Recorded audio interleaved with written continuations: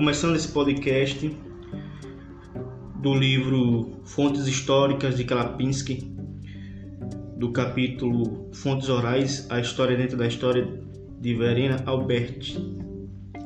Então essa é uma colaboração que ela dá a este livro, e neste capítulo ela fala sobre a produção de fontes orais. A produção de fontes orais, ela tem 3 bases. Essas 3 bases elas se dividem em preparação da entrevista, realização e tratamento da entrevista. Essas 3 elas podem se relacionar uma com a outra. Você pode usar uma como início, uma como fim, uma como meio. Uma vai acabar dando ou relembrando uma das etapas. Aqui começamos sobre preparação da entrevista, sobre o projeto de pesquisa. Nesse projeto de pesquisa você tem aquele questionamento que sempre faz, né? O quando, como, o porquê, o quando e o como. Por que vai fazer esta pesquisa? Por que você vai escrever, você vai pesquisar fontes orais? Você vai analisar se as fontes orais são um método coerente para o seu objeto de estudo. Então, por que você vai fazer e por que você vai escolher fonte oral? Ela tem que ter essa coerência com o seu trabalho. Você tem que explicar de uma forma coerente o porquê as fontes orais e se as fontes orais nesse seu trabalho, nesse seu estudo, vão se encaixar no seu trabalho, se serão necessárias realmente uma fonte oral. O quando é tipo o prazo, de quanto tempo você vai fazer, em que tempo você vai fazer esse trabalho. Se durante esse seu trabalho essa fonte oral vai ser necessária e o quanto ela vai gastar de seu esforço, o quanto ela vai gastar do seu tempo para a realização do trabalho. Aí o como vai naquela questão da preparação, da metodologia. Qual método você vai usar, quais instrumentos serão usados, toda aquela parte de organização que está prevista em uma pesquisa, né? Quem irá fazer a entrevista, quantas pessoas serão entrevistadas, se os entrevistados estarão preparados para a entrevista. Então, aí o projeto de pesquisa ele vai avaliar todas essas situações, toda essa conjuntura, todo esse conjunto de coisas para poder fazer do projeto de pesquisa do seu preparo de entrevista algo eficiente que vai lhe ajudar no estudo.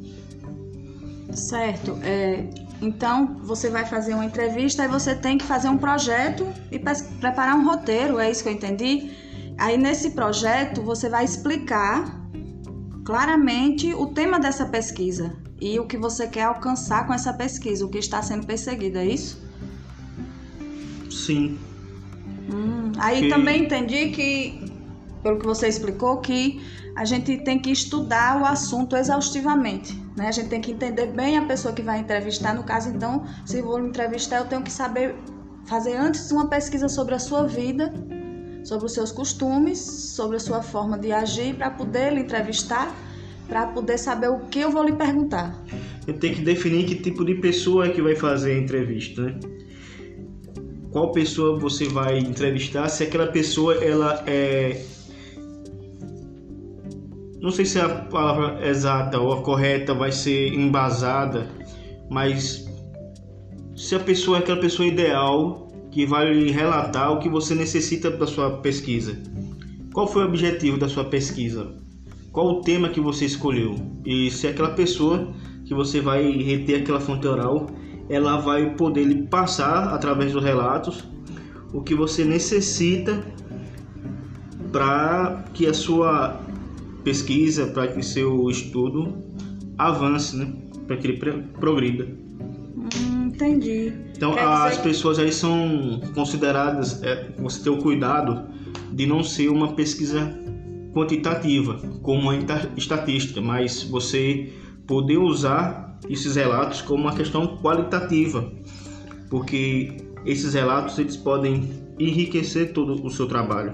Aquilo que você faltava na pesquisa pode ser ali complementado, pode ser enriquecido com o relato.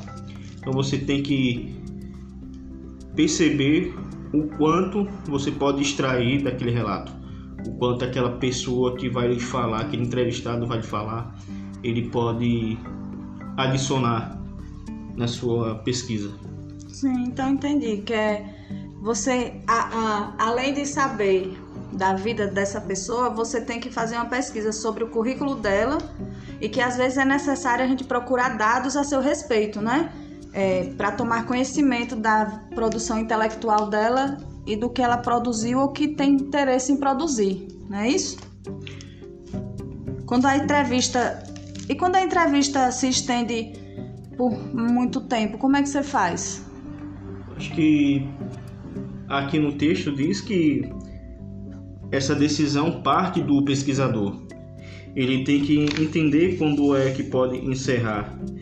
Então, ele vê o quanto pode avançar na entrevista e o quanto ela pode ter empacado, ter ficado ali estagnou em um ponto e você não tem mais o que extrair e você agora tem também que aproveitar o seu tempo para fazer essa pesquisa. E o entrevistador tem que perceber quando é que essa pesquisa deve ser, ou quando essa entrevista, quando a entrevista deve ser concluída, né? E essa entrevista de história oral, ela é diferente de uma entrevista jornalística? A entrevista de história oral, ela diferencia dessa entrevista jornalística porque ela não tem, ou não que não tenha limite, mas o limite dela, ela deve ser maior que uma entrevista jornalística. A entrevista jornalística interessa ao meio de comunicação que está usando aquela entrevista e a rapidez da notícia. Então, uma entrevista jornalística, no máximo, vai durar 1 hora, quando é uma investigação. Quando é uma entrevista rápida para um noticiário, poucos minutos, mas já essa entrevista, essa outra entrevista, a de vida, a entrevista jornalística, então, ela demora mais tempo, pode demorar 2 horas. Ela é de acordo, né, o tempo que aquele meio de comunicação vai usar, mas ela tem que ser a pergunta tem que ser de uma forma bem ampla para que nenhuma pergunta só a pessoa consiga explicar tudo que o telespectador, a pessoa que está ouvindo a entrevista queira saber, não é isso? A entrevista oral é diferente por isso, porque a entrevista oral, ela leva mais tempo, você tem mais tempo para entender o pensamento, os questionamentos da pessoa que você está entrevistando. A entrevista jornalística, ela se difere da oral porque o tempo dedicado é diferente. Você tem uma rapidez na produção jornalística. Sim. Então você tem produção de notícia de manhã, à tarde, à noite. Você tem produção de entrevista na TV, no rádio, na internet. Já essa entrevista oral... São sobre diferentes assuntos, né? E na oral não, é um assunto só, com uma pessoa só. Na entrevista oral, você tem 2 temas, ou 2 possibilidades de entrevista. A temática e a de vida. A temática vai ser um tema específico, como o preço da passagem. Vai chamar uma pessoa que trabalha numa secretaria de trânsito e de urbanização e ela vai falar o porquê, vai discutir porquê ali houve esse acréscimo, vai entender ali as reclamações das pessoas que fazem o uso de transporte público, as pessoas que trabalham ali nas redes ou nas empresas de transporte público. Sim. E ali vai ser no curto prazo aquela pouca informação, ou não pouca informação, mas o suficiente que não vai demorar muito. E já essa temática, essa é a temática, né? E a história de vida, ela pode se prolongar por horas, ela pode se prolongar por dias, certo, por semanas, um documentário. Na entrevista que a gente faz nos meios jornalísticos, revista, essas coisas, a gente usa às vezes de meios para induzir o entrevistado a falar aquilo que a gente quer, né? Com imagens, fotos, músicas, que aí a pessoa se sente influenciada mesmo, vê aquela foto aí lembra de alguma coisa e fala sobre aquilo, em vez de você perguntar, a pessoa já vê a imagem, já associa com alguma coisa e já fala. Ou Né? Pode ser assim na história oral também? ou pode ser para ativar uma memória. Tem os dois. Você tem as possibilidades, tem as intenções, mas o uso de imagens, o uso de outras ferramentas servem também para ativar a memória da pessoa que está sendo entrevistada.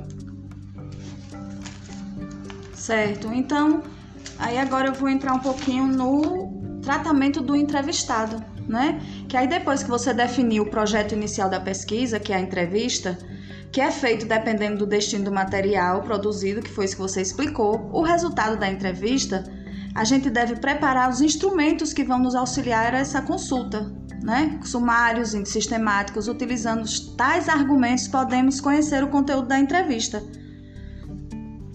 Que no caso pode ser também, a gente pode também optar por passagem da entrevista para a forma escrita. Você sabia? Que a gente faz a gravação da entrevista e que em vez de produzir o áudio, a gente pode fazer essa entrevista escrita.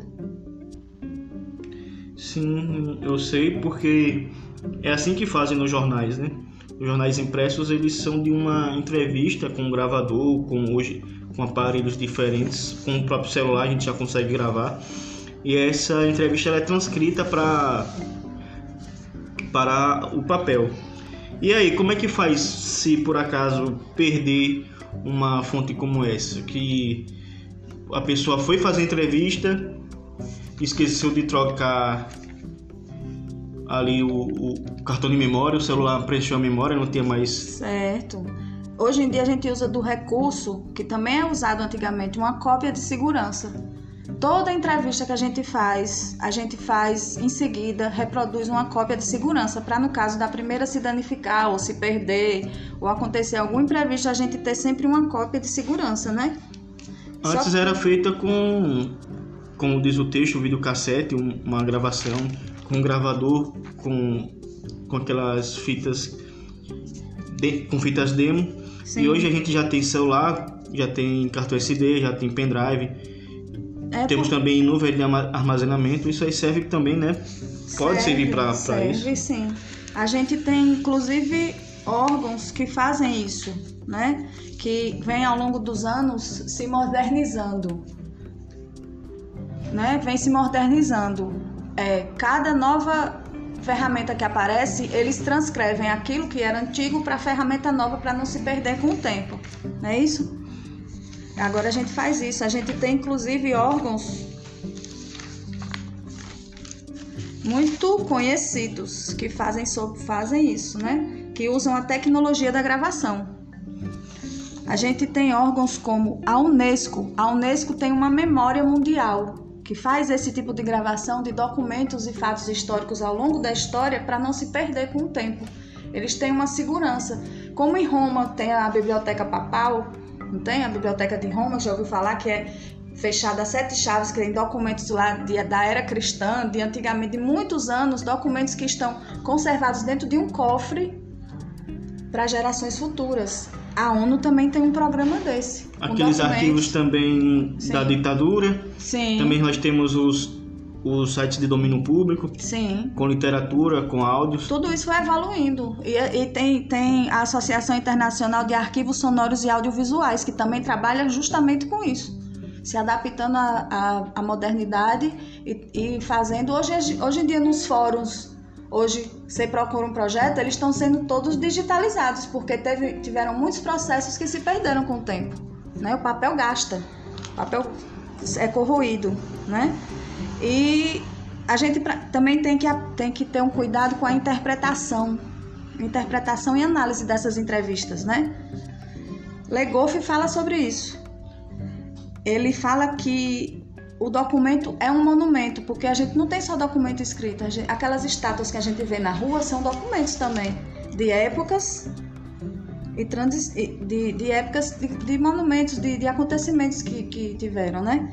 Ele fala que o documento é monumento, resulta do esforço das sociedades históricas para impor o futuro, voluntária ou involuntariamente, determinada imagem de si própria. no limite não existe um documento verdade. Quer dizer, ele disse que o documento às vezes pode ser mentira, que a gente tem que ter cuidado com isso. Tem que pesquisar as fontes, juntar os dados e analisar, para ter certeza que aquilo que foi dito corresponde com o que foi acontecido, certo? A gente tem um fato acontecido que todo mundo conhece, que é... Isso tem a ver com os documentos oficiais? Também. As fontes orais, elas servem como uma nova forma de você preencher aquelas lacunas que os documentos oficiais não puderam ser preenchidos. Não puderam preencher, porque também foi carregado de um viés. E essa fonte oral, ela tanto pode ajudar para desfazer com um viés que viciou a história, ou para poder também confirmar a veracidade do que foi escrito. Por isso, em certas pesquisas, em certas entrevistas, eles juntam grupos de pessoas que viveram a mesma situação na mesma época, mas também tem que ter um cuidado com isso, porque se essas pessoas forem do mesmo grupo, por exemplo, da mesma rua, elas vão falar a mesma história. Não vai ter nenhum fato que discorde daquilo ali. Mas se você pegar uma pessoa que viveu na mesma época, que viveu o mesmo acontecimento, mas da outra rua, ela já vai ter, com certeza, um fato a acrescentar ou alguma coisa a falar daquilo que já falaram que não seja verdade. Então essa é a questão da cristalização do acontecimento na mente da pessoa que está sendo entrevistada, né? Que é a análise de um depoimento da história. Tem que ser feita essa análise. E ela é feita assim, juntando grupos e fazendo as mesmas perguntas e a mesma pesquisa, né? É importante também a gente lembrar das palavras, quando a gente vai fazer essas pesquisas, que as palavras empregadas pelo entrevistado são importantes para a interpretação da sua narrativa. Porque dependendo da forma como você pergunta, a resposta pode ser a que você quer ou a que você não quer. Entendeu? Aqui, Sim. ó. Quase toda entrevista contém histórias. Quem fala isso é Lutz Niethammer, que elas são um grande tesouro da história oral, porque nelas se fundem esteticamente declarações objetivas e de incentivo. Boas histórias acrescentam, não se deixam traduzir por uma moral, entendeu? Boas histórias, elas vão se juntando. Essa é a importância mais uma das importâncias da fonte oral. Da fonte, sim, né? Que a gente não pode generalizar a história oral, né? E que o que se aprende com uma entrevista pode ser aplicado a um grupo como um todo. Você pode usar uma parcela, você não pode usar uma parcela e generalizar e tomar aquela como a história, nem você pode desqualificar essa parcela. Não, isso. E como vai ser dito lá mais à frente, né, na questão foi dito mais à frente desse capítulo, a questão da militância na pesquisa. Que ela pode tirar um viés e agora substituir o viés anterior pelo seu. E você julgar que era alienado a um discurso antes de conhecer o seu discurso, e agora faz como fez o que tinha o controle dos meios, a tipologia, né? É a o controle dos meios. Não, isso tem a ver com o controle dos meios. Não, tô falando é a chamada tipologia, que você, na hora de fazer a pesquisa, não? Você vai impor os tipos que você quer para ver se você chega naquele resultado?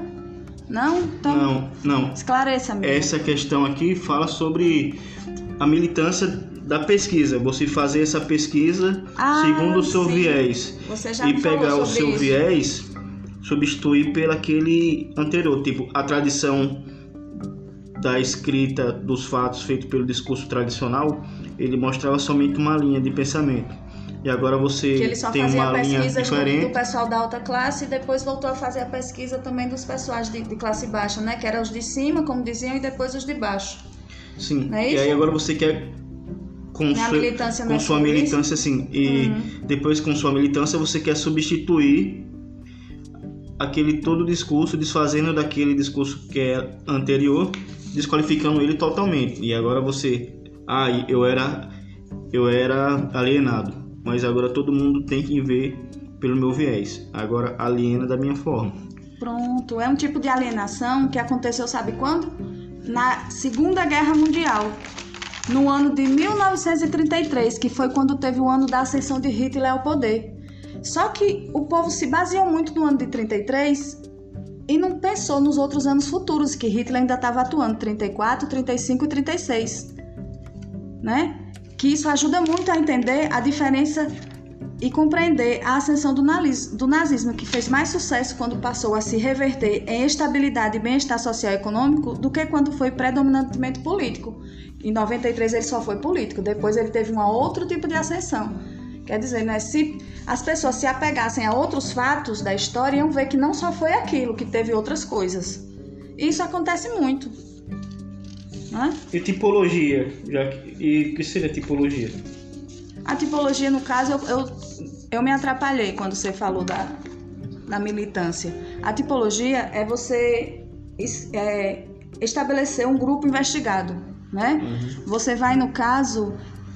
a ciência é uma tipologia que estuda os tipos, não é isso? E para definir diferentes grupos, no caso os grupos vão ser tipos, tipo A, tipo B, tipo C. Você vai ressignificar a pergunta para cada tipo, mas com a mesma finalidade para chegar a um propósito só.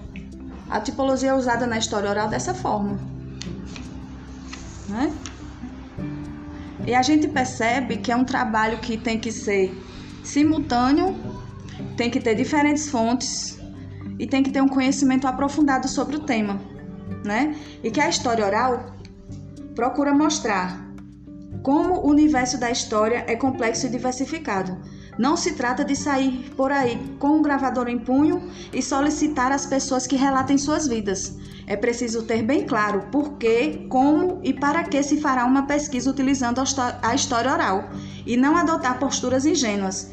Como se imbuir da missão de, entre aspas, dar voz aos vencidos ou esquecer de toda a entrevista. Quer dizer, é um documento monumento. Então, a história oral serve para isso, para nos lembrar do passado e saber que esse passado pode nos levar ao futuro. E todos esses passos, essa preparação, a produção, a realização, o tamanho, o tempo que vai durar, o tratamento, as tecnologias têm a ver com o enredo. Você tem que fazer um enredo bom, sim, bem feito, sim, bem construído. Sim. Então, os enredos gerais... tudo isso demora tempo, dedicação. Uns enredos individuais. Então, esses enredos, eles podem ser separados de acordo com o andamento da entrevista. Você Sim, pode fazer um enredo ser mudados para uma também pessoa. ao longo da entrevista, porque você pode começar de uma forma e ver que aquilo não está dando certo e entrar por outro viés para poder terminar e conseguir o que você quer. Esses enredos podem ser definidos em dois, né? Os gerais e os enredos individuais. O geral é aquilo que você vai tomar por toda a pesquisa, quais passos você vai tomar.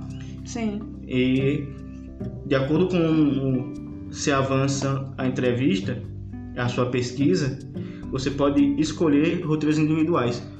O roteiro de quando é que você vai entrevistar uma pessoa. Sim. E tem esse é individual e tem aquele roteiro que você vai fazer coletivo. Você vai pesquisar sobre uma comunidade, você vai fazer todo o roteiro, mas aí você vai fazer um roteiro individual em cima das características daquela pessoa que você vai entrevistar. Entendi, mas a gente também não pode esquecer o personagem principal de tudo isso, o entrevistado. Que tem entrevistados que a gente precisa fazer um documento que ele assine e faça a concessão dos direitos daquela entrevista para que ela seja publicada ou exibida. Porque se a gente não fizer isso, a gente pode entrar numa enrascada. Se ele não autorizar e você publicar aquela entrevista sem autorização, pode ser até considerado crime.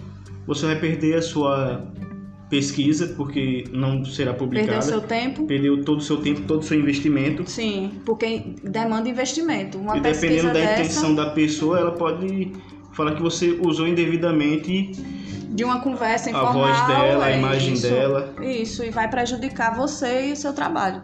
Então, são cuidados, além dos cuidados, a metodologia, a preparação e o uso das ferramentas. Com tudo isso, conclui a fonte oral. A fonte oral não é só chegar lá e conversar. Não, você tem não toda uma preparação, isso. Você tem que ter uma organização. Acho que tudo na vida a gente precisa se preparar para enfrentar, botar os pontos e resolver. Então por aqui fica o nosso podcast, espero que vocês tenham gostado e até mais, até uma próxima.